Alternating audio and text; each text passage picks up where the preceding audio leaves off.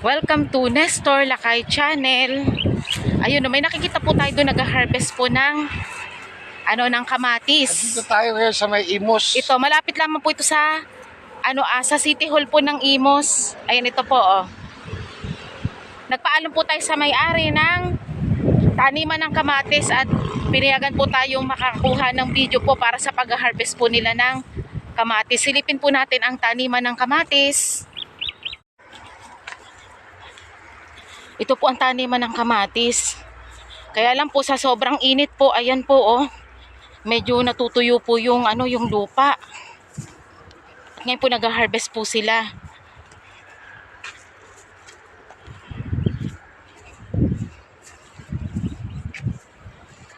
Ito po yung mga kamatis po dito.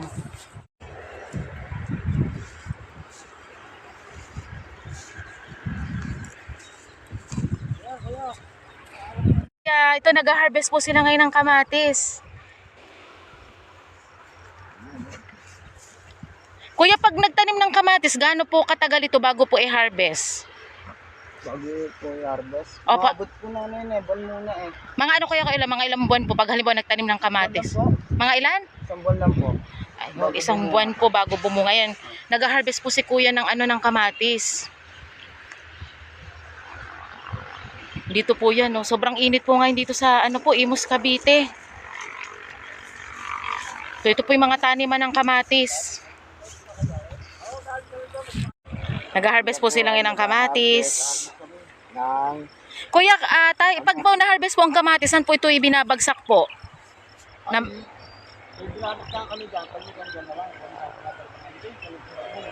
Doon po, opo. Magkano po kaya ng ang per kilo po ng kamatis? Dati, umabot ito ng 40. 40 ang isang kilo po? Oo. Ngayon, may bumaba. 25 na lang. 25 po ang kilo. Baga 300. So, yung isang bag, 10 kilo yon? 250 to 300. Depende sa klase, sa laki. Ayun yung 300. Tay, gano'n na po kayo Pero dati, 400. Dati 400 yan. Ayan. Tay, gano'n na po kayo katagal na nagtatanim po ng kamatis? Matagal yan. Nasa mga 20 years na. 20 years na. Dito lang po kayo nagtatanim po tayo sa... Pagkatapos namin ng palay. Kamatis naman. Kamatis, upo. Upo. Tapos, munggo. Kabila. Nagpapasalamat po kami sa kanila dahil pinayagan po tayong ay pakita po nila ang kanilang pag-harvest po ng kamatis. Dito lamang yan sa Imos, Cavite. Ayan po, katapat lamang po ng ng munisipyo po ng ating Imos. Malagasang po. 1 big. Tapos sobrang init po ngayon. Ayun, yun yung kanila. Ayun, ito po, papakita lamang po natin mga nahaharvest na po ni tatay. Kailangan maaga ang harvest dito. Dahil pag tumapra ang init, hindi na namin kakayanin talagang market. Ay, oo. So, araw-araw, bukas meron ulit. Oo. Sa kabila naman. Ang lawak nung nila, no, taniman ng kamatis, oh. Kaso lang, napipid na. Po ng kamatis, gaano po katagal po ito bago mag-harvest po? Halimbawa, nagtanim po ngayon. Dalawang buwan ka lang natin. Ang pagdidilig po ba ng kamatis ay araw, po? Isang beses lang po pa dinidiligan o Araw-araw yan, pag ito kainit. araw-araw umaga't hapon po? Hapon yan. Kasi matutuyo yung puno niya. O, sobrang init po ngayon eh. Sobrang init. Tinan mo nga yung bunga niya. Meron din upo, may nakita tayong upo, ayan, no. Yan, ito po upo. Ang ganda ng taniman ng kamatis, oh. Papakita po natin yung mga nila, oh. Kamatis.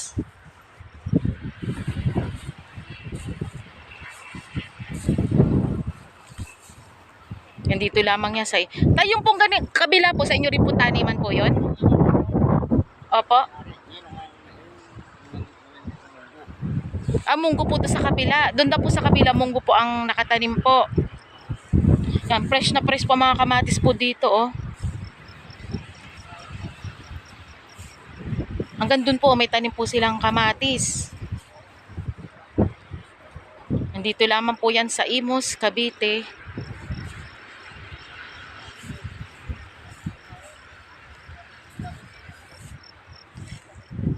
Ito, ang daming bunga ng kamatis.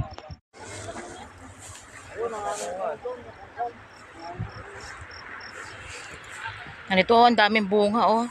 Halos, ang dami, may mga bunga po ang kamatis. Hanggang dun po, may kamatis po, oh. So, dito po, yan, ang daming kamatis. Ito po, ang mga bunga po ng kamatis.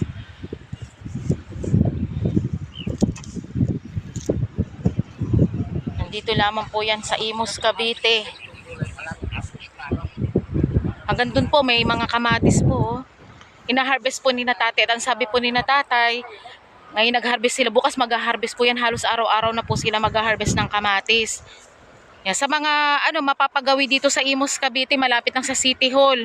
Meron po sila doon sa na mga panindang kamatis. Doon kay nanay po, na doon po sa may kabila po yung nila, yung mga na-harvest po.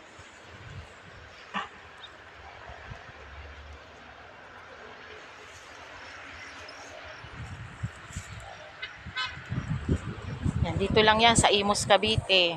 Hanggang doon po, silipin pa natin yung mga kamatis po doon. Yan, sobrang init nga lang po ngayon.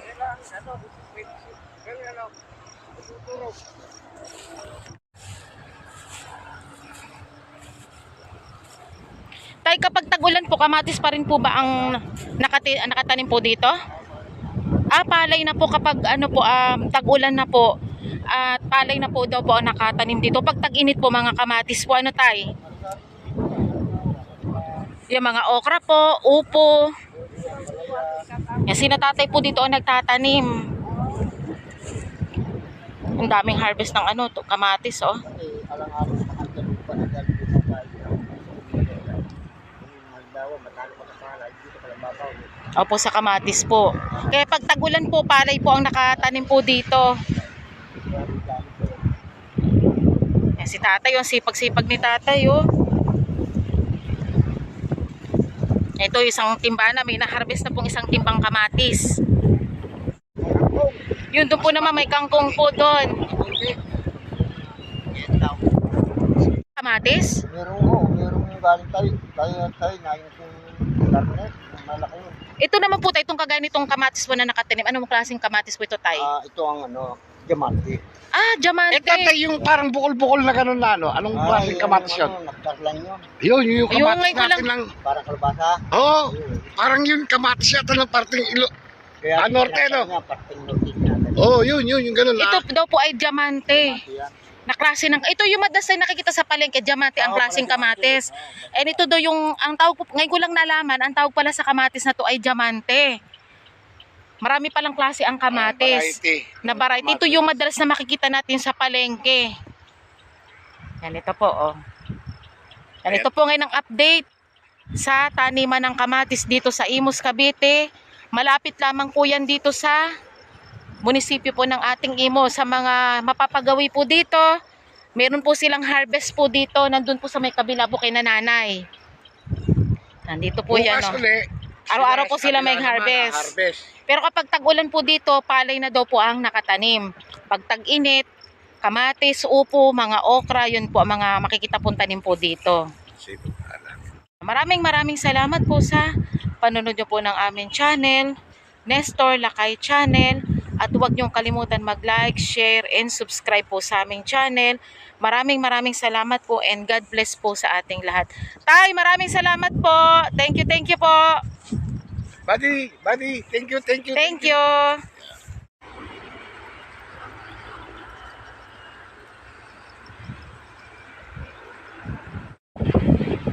Ayan, katatapos lamang po nating silipin ang taniman ng kamatis at nag-harvest po sila. Maraming salamat po. At bibili po tayo ng kamatis ngayon kay nanay, yung mga na-harvest po nila.